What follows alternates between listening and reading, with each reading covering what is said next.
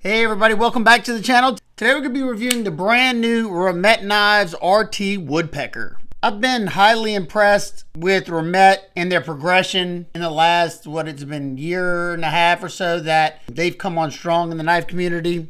I thought this one looked nice. I'm not huge on the flashiness, but it's not a deal breaker for sure. This is a more medium-sized knife for Remette, coming in at 6.97 inches overall. It has a 2.95 inch reverse tom-toe blade of Bowler M390 stainless steel. It has their pearlescent finish, which is a very fine, looks like bead blasted finish, but I haven't had any corrosion issues yet because they do a lot of finishing work underneath that, I think.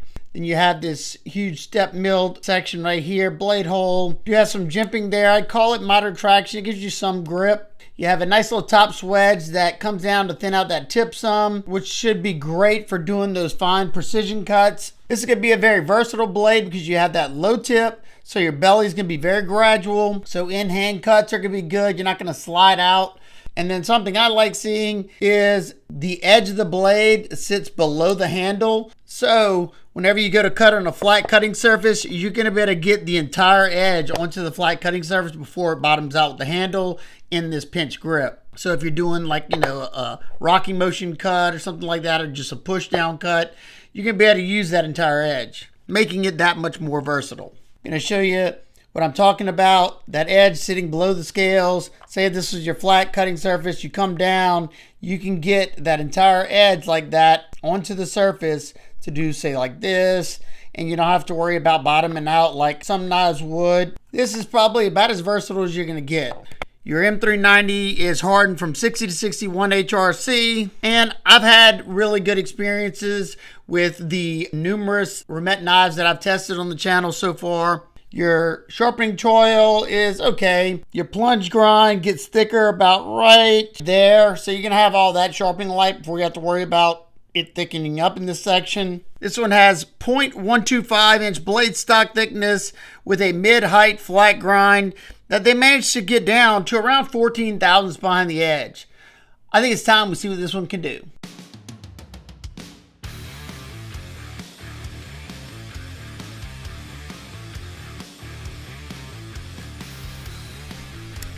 This one came with a nice edge out of box. It's slicing very well.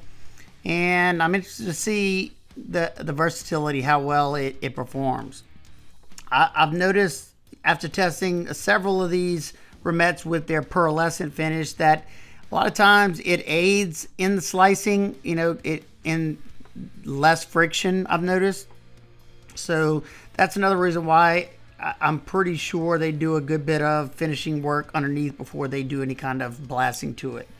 And I'm guessing it's a fine bead blast. I don't really know that for sure. It just says pearlescent finish, whatever that means. Now, being that these scales are wide, they fill out the hand nicely. They're pretty darn comfortable. There's no lock bar to poke you or prod you. The pocket clip stayed out of the way of my palm. And I'm able to get right up to that edge so I can control my cuts a lot better. Only thing I did notice where the bottom transitions to the butt end of the knife, if I'm in that area, it's not a hot spot, but I could definitely feel it. It might become one over time. You got the perfect amount of belly to do these cuts on a flat cutting surface. If it was any less, it would be a lot harder. But especially being that the edge is sitting below the scales, makes it a lot easier in the pinch grip to get a good bit of that edge onto the material I'm cutting. And then if you needed to use the entire edge, you could grab it in the pinch grip above the scales and do that as well. So I love the versatility of these low tip drop points, or I don't know what they're calling this one, maybe a reverse tom-toe clip point. I don't know. It's a modified blade shape. That's all I could really say. But I love whenever you got the low tips and you have the edges that is sitting below there. That, gives you a lot more use of that edge. And in this case, the entire edge. Pinch grip was comfortable. In the pinch grip, when it's open like that, and the way I will talk about it more, but the way these scales are set up, I can kind of feel them. I don't know if it's shifting, but I can hear it. I don't feel like it's going to come apart on me or anything, but it's just something I noticed. This is where it's really going to shine at doing those detailed drag cuts, because I can easily get the tip down onto the material without having to raise my hand up too high. And the friction stuff like the tubing, none of that caused any drag on this finish. The dense cardboard, no problem whatsoever. And the edge felt great all the way to the very end. You know, that's been my case. That's been the case with all the Remette knives I've tested. So excellent job. I enjoyed using this one. I thought it was very comfortable because you have these wider scales that fill out the hand nicely. You don't have any lock bars or anything to become uncomfortable. You have a very slight contour on those scales. No sharp areas where you don't want them to be. I was able to get a lot of force in the hammer grip, and doing slicing motion cuts, it was comfortable in the saber. You know, this reverse grip's comfortable because you don't have anything, no crazy choils, just this little cutout right there for your lock bar, and you don't really feel that. Then if you want to do the reverse gas station knife fight grip, you could, but it just feels a little awkward. You know, if you wanted to stick it into something, you could. And this pinch grip is outstanding, which is I'm excited for. I find myself doing those little fine detail cuts, or if you're getting into something like a package or something, pinch grip is where it's at. Now let's close it up, take a look at the deployment in action on this one. So you have a front flipper tab with jimping. I gotta say the front flipper works great, and I'm not even the best front flipper. Nice and smooth action. It's broken in really, really nicely. It's riding on K-tronic bearings with a ceramic detent ball. You can use that thumb hole or the little lip right there to do a thumb flick, which also works great. Something that I don't know why it is, but even though I can fit my finger in there nicely, the reverse flick is not as enjoyable as a thumb flick, thumb roll, or that front flipper. It's doable, but it just feels awkward. I don't know, maybe it's the position from the hole to the pivot. I don't really know what it is. Or maybe it's because I'm not getting, I don't know, enough in there. You can put your finger on the lip of that if you want, but it's not as comfortable as using that blade hole. So I'm fine with it. I just, you know, if you are a reverse flicker only, and that's why you're getting it, you just know that it's not the easiest one to do. But everything else, like I said, nice and snappy and nice and smooth. If you want to grab that blade hole and do a drop down, you can do that very easily as well. The detent is dialed to perfection on this one to do all those opening methods rather easily and rather snappy. Now, let's take a look at the handle area. So this one has the green anodized crystallized titanium. It's flashy. I don't mind it all that much. They also have it in a blue anodization. Those are the two variants that are available right now. And something kind of cool, I can take it or leave it. You can see you have absolutely no visible hardware here, even your pocket clip. And the last knife I've gotten from Remette that did this, you had to like pry the back spacer up to do it. And I was wondering how this one works because that's not how you do it here. Well, if you look at this back spacer, hopefully you can see these two lines right here, and you have these jimps right here. So what you do is you press that down and shift the scale up. You'll see why. You can remove the scale. It's keyed in there. So you have the little knots here and here, and then it goes into this keyed spot. So when you pull down, it locks into there, and then that little notch right there is holding into the back portion of this scale. So then once you have that off, you have your hardware that you can either make an adjustment on your pivot, or you can take this apart if you want. You'd have to take these two screws, that screw off.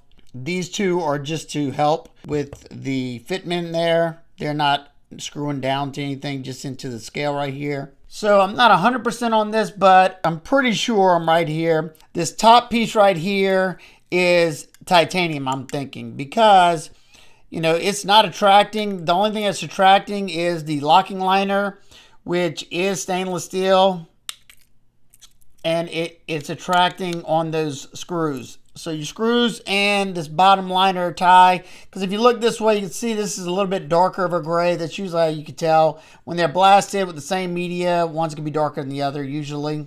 Easy to put on and off. Then to put it back on, what you do is line up that top hole, put it like that, and then slide it back. You'll hear it lock into place. Now, one thing I will say, and it's just the inherent nature of the way this is done, is that every now and again when you're using it, you can kind of like hear it shifting a little bit.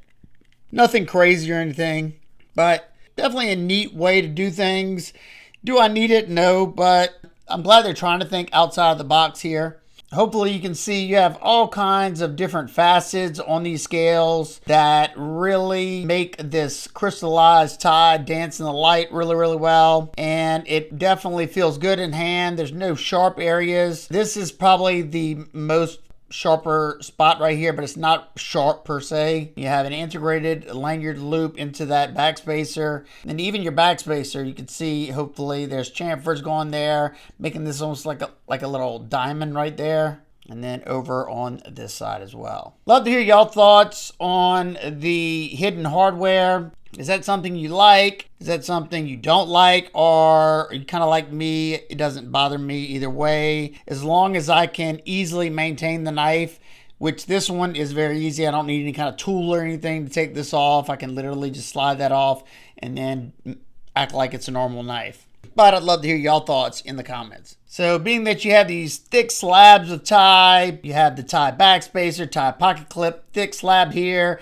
stainless steel locking liner there, and then the underneath portion tie, and then your blade. It's going to bring up the weight a little bit, and it brings this one to right at 4 ounces. I definitely think it's manageable. Let's see where that balance point is. So yeah, your balance point is right there in that choil area, or not really choil, but where the lock relief is, or where the lock cutout is. They're not bad. So the lockup on mine is sitting around 50% or so. Access is fantastic because of this cutout. You got a little chamfer there, and hopefully you can see that very fine micro milling. Just, I mean, the perfect amount of texture without being uncomfortable at all. It's easy for me to get my thumb in there, and it locks up solid each time. The lockup is very, very solid. I can't muscle any movement up or down, left or right. That's exactly what you want to see. Now time for some size comparisons. As you can see, it's a good bit smaller than the Ontario Rat 1, and it's just about identical to the Rat 2. And it's a little smaller than the Remette Rhino, and it's pretty much identical in length to the Remette RTB. Next, we have the Spyderco PM2 and Power 3. It's just a hair smaller than the Power 3. It's very similar in length to the Kaiser Drop Bear and the Civivi Elementum 2. And lastly, it's pretty similar to the QSP Penguin. And since no knife's perfect, what are my nitpicks, complaints? First off, there's no lefty love. Seems like every knife I've gotten sent to me lately has been like that. I don't understand. This one, I guess I kind of do because of the scale setup, but I don't design them. Even though you have quite a bit of sharpenings left, it would have always been nicer to see this plunge grind brought all the way to the back. That way you would have all this sharpening life instead of to right here. And even though I haven't had any issues with corrosion with this pearlescent finish, I would have much preferred either a raw stone wash finish or, like, say, a belt satin finish. And lastly, I talked about it a little while ago, because of the nature of this scale, how you take it off. Whenever I'm squeezing down, I kind of hear a little click. And then sometimes whenever I'm disengaging that lock, you can kind of feel a little bit of shift. Nothing crazy, and it's not coming apart or anything. Just something I wanted you to be aware of. So what are my final thoughts here? If you're looking for something very interesting, something unique, very versatile, comfortable, great action, good performer, then I definitely think you would enjoy the Remette Woodpecker. As long as you're not a lefty, and as long as none of my nitpicks were deal breakers for you, these come in at $251. I definitely don't think it's out of line with the crystallized tie and the screwless hardware. I know, you know, some people don't care about that, but that is definitely gonna add in the cost because you have extra layers to the knife. You got premium blade steel, and I've had good results with the performance on their M390, even though I would like them to try something different. You even have a little spot for a tritium valve right here if you want to do so. And yeah, love to hear y'all thoughts on the new Remette Woodpecker. Is this your style? What do you think about the crystallized tie? And if you are interested in picking up one of these and you want to help support the channel, you can use my links that will be down below. If you have any questions, comments, concerns, you can leave those down below as well, and I'll do my best to get back with you. I hope every single one of y'all is having a fantastic day today. And remember, keep those blades sharp. Smile more.